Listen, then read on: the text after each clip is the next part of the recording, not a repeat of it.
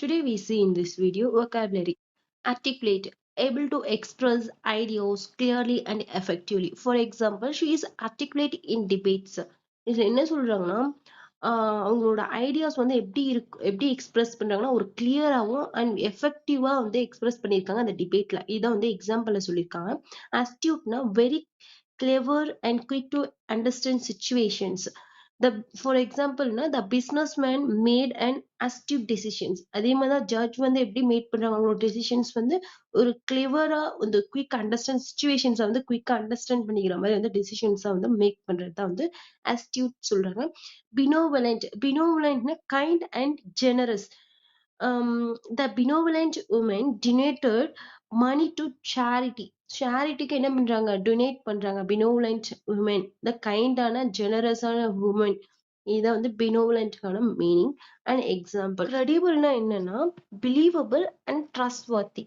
She provided credible evidence in court. கோர்ட்ல வந்து என்ன மாதிரி ப்ரொவைட் பண்ணியிருக்காங்க அவங்களோட எவிடன்ஸ்ன்னு பார்த்தோம்னா credible-ஆ இருக்கு, ட்ரஸ்ட் வர்த்தியாவும் அண்ட் பிலீவபிளா இருக்குன்னு சொல்றாங்க. இதுதான் வந்து credible.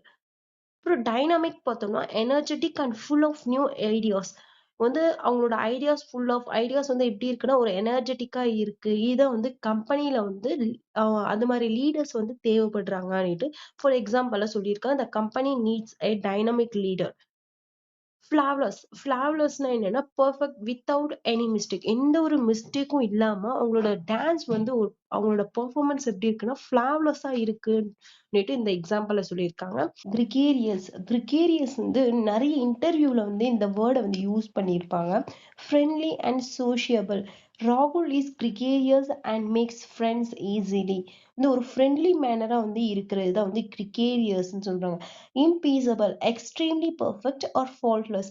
இவங்க வந்து என்ன சொல்லியிருக்காங்கன்னா இந்த ஒரு பெர்ஃபெக்ட் வந்து ஒரு எக்ஸ்ட்ரீமா இருக்கும் and எந்த ஒரு ஃபால்ட்டும் இல்லாம இருக்கும். as impeccable manner. Finally, we discussed vocabulary and its example. Thank you for all my dudes.